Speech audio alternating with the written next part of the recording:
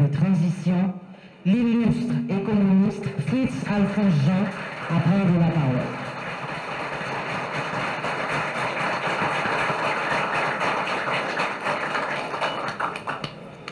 Merci, asseyez-vous.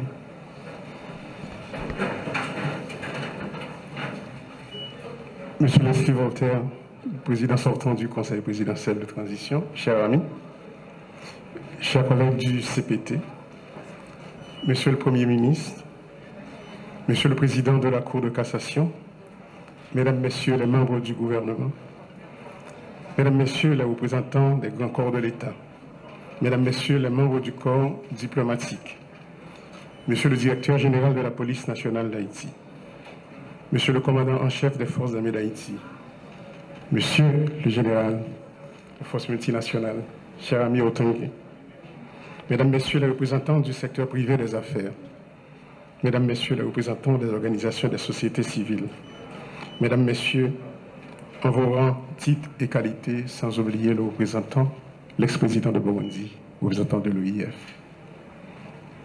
Peuple haïtien, dans 10 départements et dans la diaspora, nous sommes tous amis. Bonjour tout le monde. Aujourd'hui, le moment est venu pour moi de prendre le relais pour assurer la coordination du Conseil présidentiel de transition. Permettez-moi d'abord de reconnaître et de saluer les efforts de ceux qui m'ont précédé à ce poste. Cher ami Gardi, cher ami Leslie, merci. Je salue également les organisations signataires de l'accord de Mondana qui ont placé leur confiance en moi pour les représenter au sein du Conseil présidentiel de transition. Le chemin est ardu et rempli d'embûches, mais nous nous attelons à la tâche. Cette passation aujourd'hui revêt un caractère symbolique, mais combien important, parce qu'elle démontre notre engagement envers l'alternance. Le travail doit se poursuivre. Il s'articule bien entendu autour des axes fondamentaux de la transition. La question sécuritaire, la gouvernance, le redressement économique et les élections. Il y a urgence, car les populations de l'Ouest et de l'Artibonite, pour ne citer que celles-là, requièrent des interventions concrètes et rapides de l'État pour se remettre des méfaits de la violence exercée sur elles.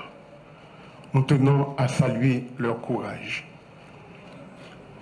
La violence est instrumentée par des trafiquants de tout acabit, drogue, organes et personnes, armes et munitions, sans oublier les entrepreneurs politiques et certains éléments du secteur des affaires. L'insécurité a créé des besoins additionnels et exerce une pression sur les ressources déjà insuffisantes que l'État devrait canaliser, par exemple, vers la santé, l'éducation, l'épanouissement des jeunes. Peuple haïtien, ça fait plus passer 20 années depuis ma palais sous effondrement système économique noir, qui arrivait créer tellement misère et inégalité sociale dans le pays pas noir. Et en 2016, les maps sortis dans le Parlement ont été annoncés combat sous gros défis, problèmes économiques et inégalité sociale. Moi, j'ai sonné l'ambition pour ça pas arriver dans le chaos cannibale, ça n'a vivre jeudi.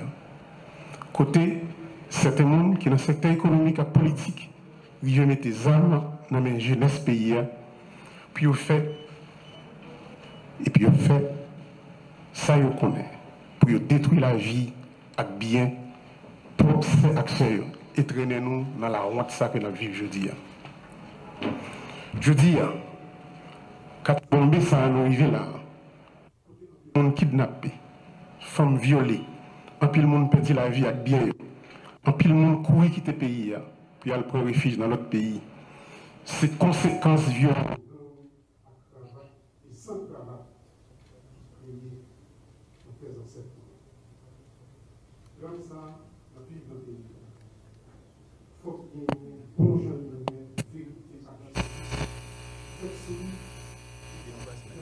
Qu'on a pays d'Haïti. Je dis, 21e siècle là, oui, si pour l'éducation, santé, logement, infrastructure, agriculture, nous obligés à dépenser un pile d'argent dans acheter balles à examen pour lutter contre gangs criminels toute qualité. Je salue le courage de la population, courage policiers nous. Les populations qui a gommé tout partout, même gens, qu'on Leslie Voltaire se dit là, moun dans l'ouest, moun dans la Tibonite qui attendent nous, nous saluons courageux. Les amis kenyans qui viennent mettre main dans la bataille que nous avons menée pour nous croire en sécurité. Nous ne pas oublier d'autres amis nous.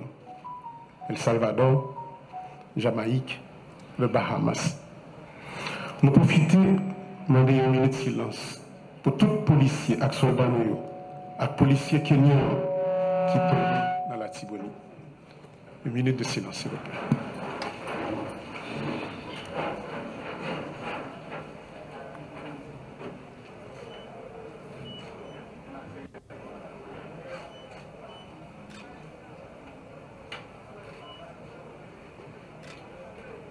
Merci beaucoup.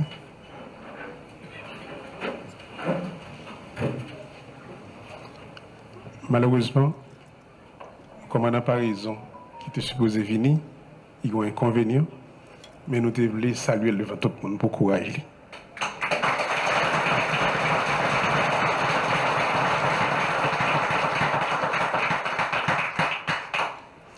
Notre pays est en guerre aujourd'hui. Et nous devons impérativement nous unir pour gagner cette bataille. C'est pourquoi j'insiste sur un budget rectificatif de guerre qui oriente les dépenses dans la direction des défis qui se dressent devant nous. La sécurité est notre plus haute priorité et nous devons absolument nous assurer de l'adéquation entre les dépenses, les défis, les actions qu'il faut mener pour les relever afin d'atteindre les résultats concrets. Le Conseil présidentiel de transition et le gouvernement doivent garantir que les projets des ministères s'inscrivent dans cette démarche et concourent à l'atteinte de ces objectifs. Dans le cadre de ce budget rectificatif, il faudra mobiliser les moyens qui permettront à l'État de satisfaire aux besoins de relèvement engendrés par les dégâts causés par l'insécurité sur les plans économiques et sociaux. Le Comité national de sécurité mis en place devra guider et orienter les forces de l'ordre et aura la charge de s'assurer avec elles de la pertinence du plan stratégique de sécurité. Parallèlement, il y a lieu de veiller à l'opérationnalisation, au renforcement et à l'harmonisation des services de renseignement à travers l'activation du décret portant création de l'Agence nationale d'intelligence.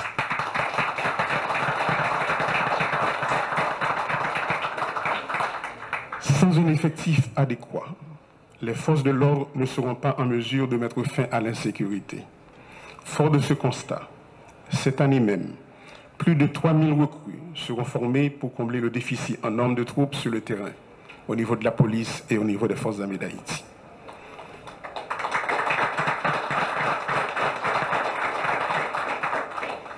Les forces armées nous ont présenté un budget détaillé sur les actions qu'elles anticipent de mener. Monsieur le Premier ministre, le ministère de l'économie et des finances et celui de la planification doivent s'assurer de l'exécution effective de ce budget. Nous ne sommes pas en temps normal, il faut agir dans l'urgence pour éradiquer la violence. Il me plaît de vous informer qu'un protocole d'accord sera signé entre les forces armées d'Haïti et l'Agence nationale des aires protégées pour la mobilisation des agents des aires protégées dans la guerre contre les gangs armés.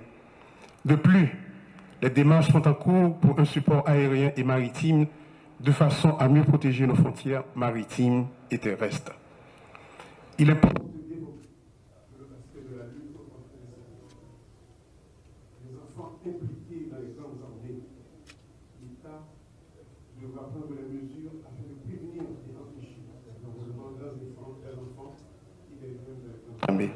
De plus, il faut renforcer la Commission nationale de désarmement, de démantèlement et de réinsertion, comme d'ailleurs le souhaite le Premier ministre Alexis Didier-Fils-Aimé. Le déficit de gouvernance de l'État est l'un des points essentiels auxquels il faut s'attaquer. il produit un effet néfaste sur la crédibilité de l'État auprès de la population, dans la mesure où il ne coïncide point avec l'établissement d'un terrain de jeu égal pour tous dans un contexte de capture de l'État par certains groupes. En résultent les dysfonctionnements que nous observons.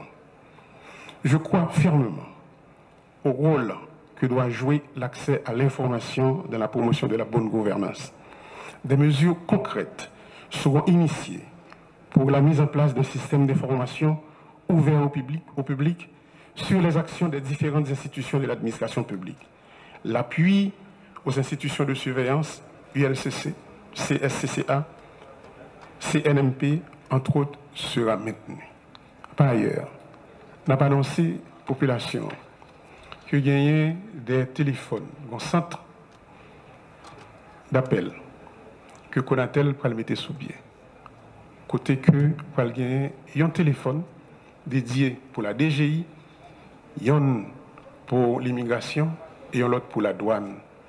Si un client il sentit pour une raison pour l'autre, il y a des abus qui a fait et il y a des magouilles qui a fait, téléphone ça a servi comme un téléphone d'alerte.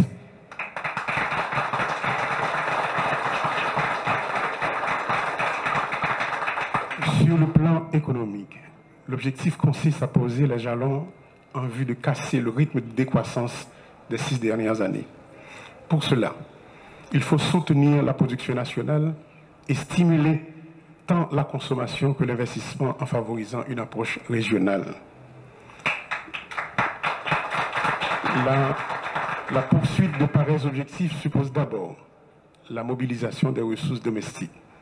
Celle-ci consiste un gage de notre engagement réel pour la renaissance de notre pays et serviront à amorcer la croissance. Par exemple, à travers des efforts de réhabilitation et de reconstruction.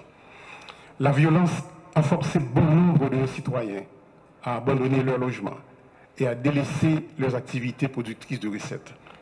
Dans ce contexte, sur le plan humanitaire, plusieurs actions urgentes s'imposent. Parmi elles figurent le relogement des personnes déplacées internes, la constitution de structures d'accueil pour les déportés, le support nutritionnel d'urgence aux personnes en situation d'insécurité alimentaire, l'accompagnement social des jeunes, notamment de violences sexuelles. Notre objectif majeur demeure le retour à l'ordre constitutionnel. Aussi, conformément aux accords convenus et aux engagements pris, nous devons prendre des mesures concrètes pour préparer le rendez-vous du 7 février 2026. Sur les élections, par exemple, il faudra continuer à alimenter le fonds dédié à la tenue des élections et au CEP, financer les activités du comité de pilotage de la conférence nationale, œuvrer à la mise en place d'un vaste programme d'identification des Haïtiens. Il reste entendu que la concertation avec la société civile et la diaspora doit également se poursuivre. Et nous ne manquerons pas non plus de faire appel à nos amis de la communauté internationale pour un appui au processus électoral.